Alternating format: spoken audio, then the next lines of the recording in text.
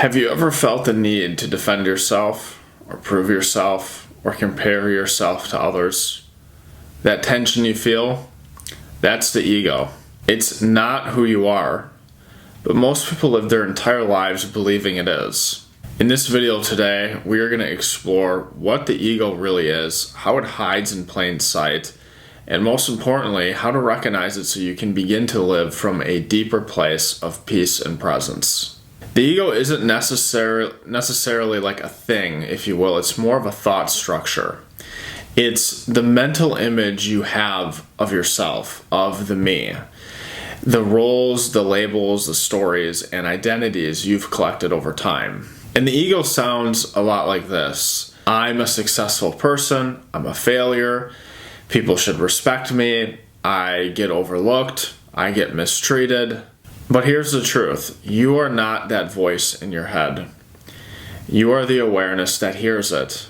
The ego also, yes, it's more of a thought structure. It's more of these things that we identify with, whether it be our particular religion, or it be a culture, or where you live, or your likes and your dislikes, your hobbies, your interests, your physicality, your personality. It's literally everything.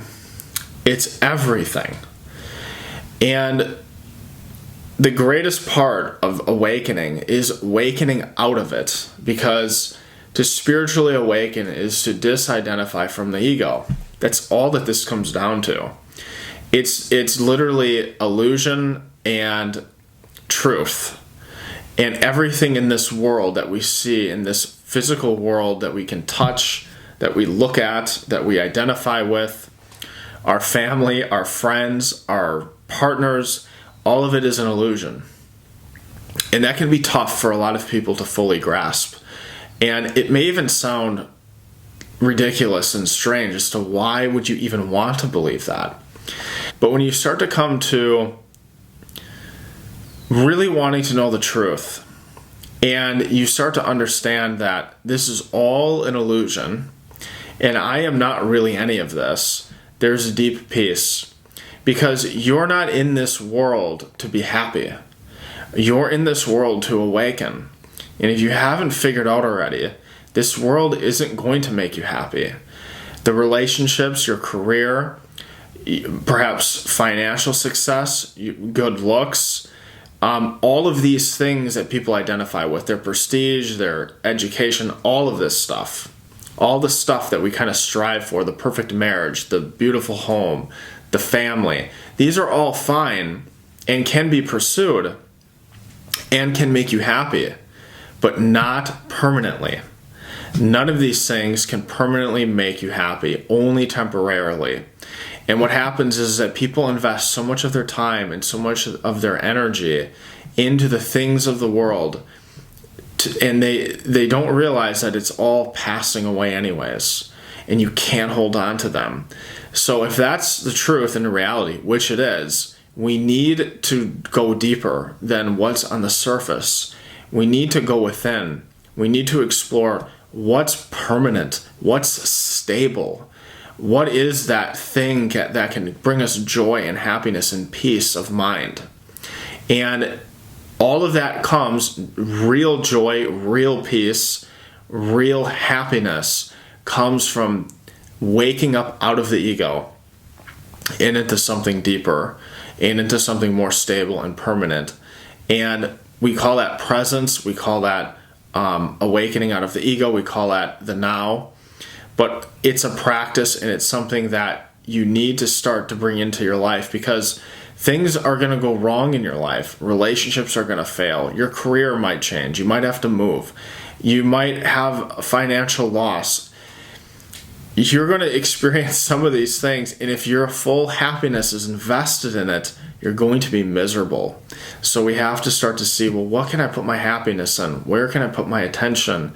Where can I invest that energy in that isn't in something that's fleeting?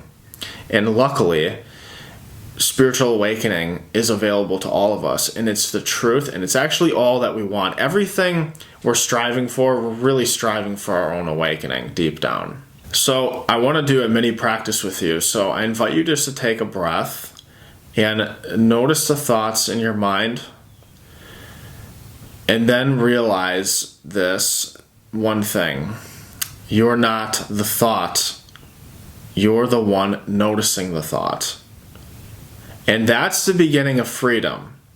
That's the beginning of awakening. We can start with the mind first. We don't have to start with our bodies or anything out in the physical world, although you'll eventually come to that. But let's first start with the mind. And let's see that I am not the thoughts and the emotions that I experience. I'm beyond that.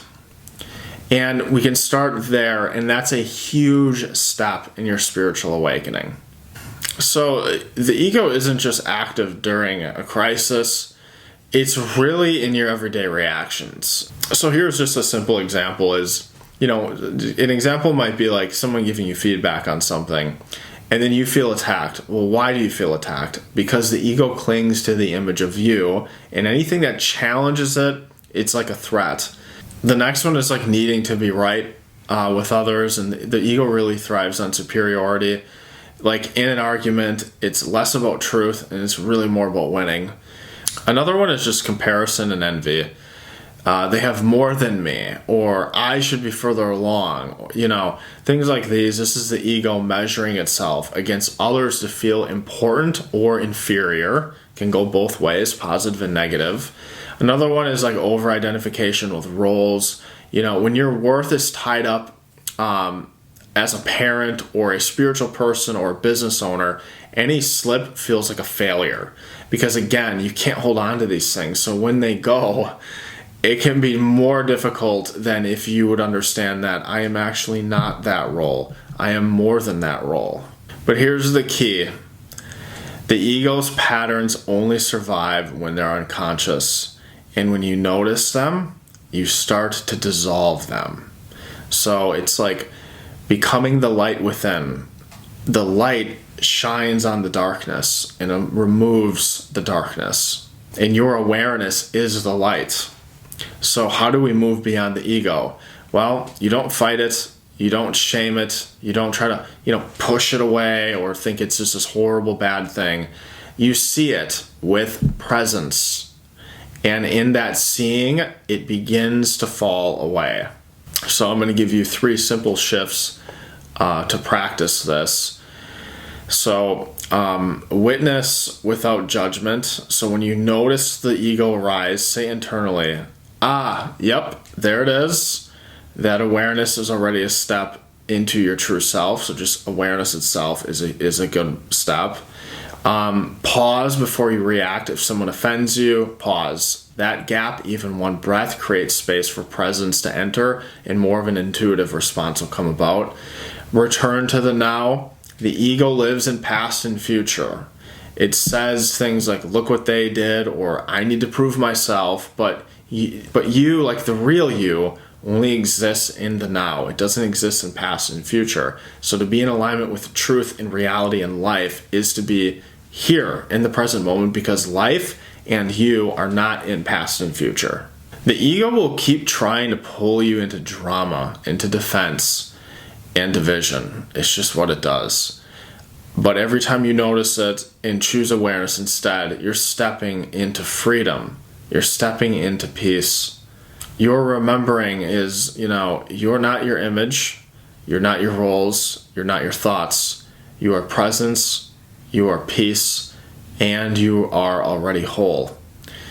So what we can begin with is just start with the mind. Start with disidentification from thought, because that's the first step in releasing the ego, and it's a huge step. So if this resonated with you, I invite you to subscribe and share in the comments, what ego pattern are you starting to recognize in yourself? Thank you for watching, and until next time, breathe and be here.